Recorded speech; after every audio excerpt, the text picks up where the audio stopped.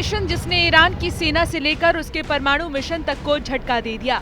आसान भाषा में कहें, इजराइल ने सीधे सीधे ईरान की रीढ़ पर वार किया, जिसके बाद ईरान पूरी तरह से बौखला गया है। ईरान इजराइल तनाव अब बढ़ते ही जा रहा है। एक तरफ इजराइल लगातार ईरान के शहरों पर हमले कर रहा है, दूसरी तरफ ईरान ने युद्ध को और भयावह करने की झंडी दिखा दी। ईरान ने इजराइल के हमले का बदला लेने के लिए रेड फ्लैग लहराया है। इसका साफ मतलब है कि ईरान इजराइल पर बड़ा हमला करेगा। ईरान पर हमले में इजराइल की खुफिया एजेंसी मोसाद का अहम रोल रहा है। मोसाद की ही वजह से ईरान के 4 आला फौजी अफसरों और 3 परमाणु वैज्ञानिकों को सटीक निशाना बनाकर खत्म कर दिया गया। लेकिन ये सब अचानक नहीं हुआ, बल्कि 1 साल पहले से मोसाद के जासूस ईरान में गुप्त तौर पर रेकी कर रहे थे। ठीक वैसे ही जैसे साल 2011 में हुआ था, जब जनरल हसन तेहरानी मोगदम समेत 17 लोगों की जान गई थी।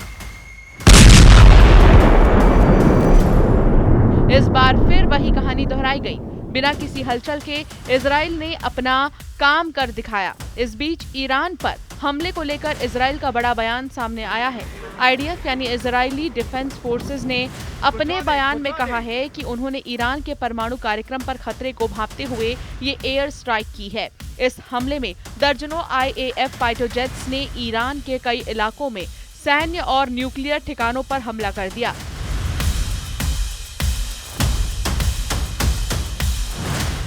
आईडीएफ के मुताबिक ईरान आज परमाणु हथियार के सबसे करीब है और इजराइल समेत दुनिया के लिए अस्तित्व का संकट है। इजराइल ने कहा कि वो अपने नागरिकों की सुरक्षा के लिए हर जरूरी कार्रवाई करता रहेगा। इजराइल के हमले ने ईरान की रीढ़ की हड्डी तोड़ दी है। इजराइल के हमले ने न सिर्फ ईरान की सेना को जबरदस्त झटका लगा है, बल्कि ईरान की परमाणु ताकत के सपनों पर भी तगड़ा प्रहार हुआ है। इजराइल और ईरान में अब युद्ध छिड़ चुका है। मिडिल ईस्ट में तबाही का एक और मंजर दुनिया देखने वाली है। इजराइल ने ईरान पर जो बड़ा हमला किया, उसके बाद ईरान बदले की आग में धधक रहा है। इजरायली हमले में ईरान की कमर टूट चुकी है। इस हमले में न केवल ईरान के टॉप कमांडर मारे गए, बल्कि ईरान के दिल कहे जाने वाले नतांज न्यूक्लियर साइट्स पर भी अटैक हुआ।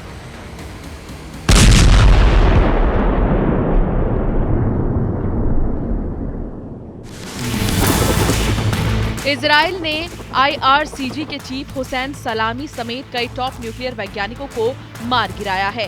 इजराइल ने शुक्रवार तड़के ईरान के नतांज न्यूक्लियर साइट पर बड़े पैमाने पर ताबड़तोड़ हवाई हमले किए।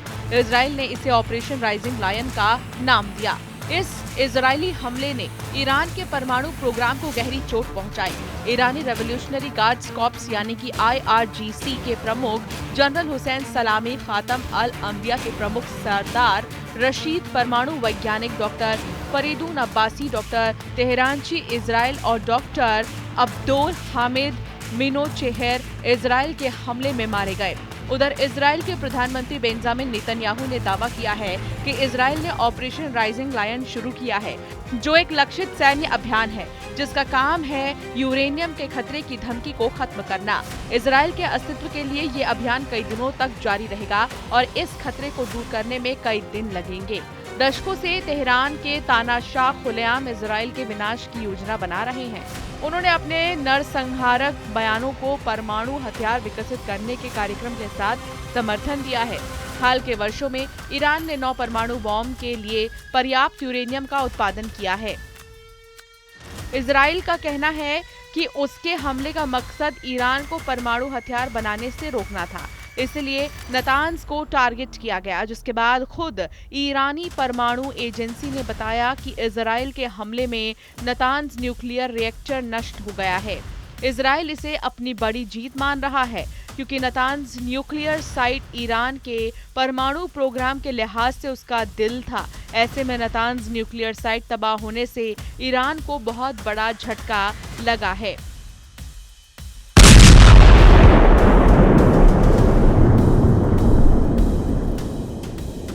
आइए आपको बताते हैं क्यों ईरान का दिल है Natanz. Natanz nuclear site Iran के परमाणु कार्यक्रम का दिल मानी जाती है।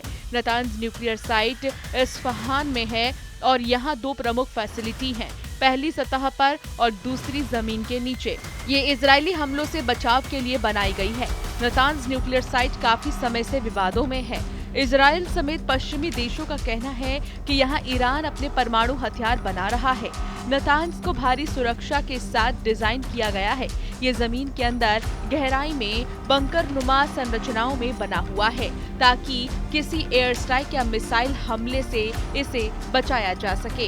यही कारण है कि इस पर हमला करना तकनीकी और सैन्य दोनों रूप से बेहद चुनौतीपूर्ण था, लेकिन इजराइल ने बार बार अटैक कर इसे काफी हद तक तबाह कर दिया।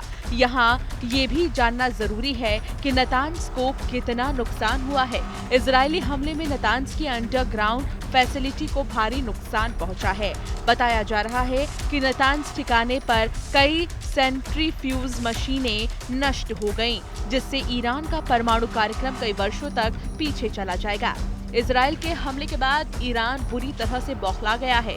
ईरान के सुप्रीम लीडर अयातुल्ला खामेनेई ने कहा है कि इजराइल को इस हमले के लिए सजा मिलेगी।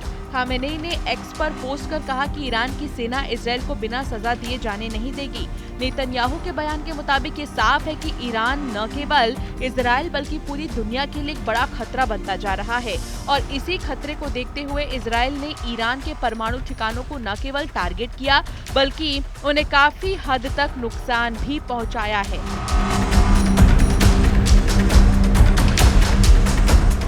भारत में इजरायली दूतावास ने भी इस बात की पुष्टि करते हुए कहा है कि ये कार्रवाई आत्मरक्षा के तहत की गई कार्रवाई है और इसका उद्देश्य ईरानी जनता नहीं बल्कि उन कट्टरपंथी ताकतों को रोकना है जो इजराइल की सुरक्षा के लिए सीधा खतरा बन चुकी हैं।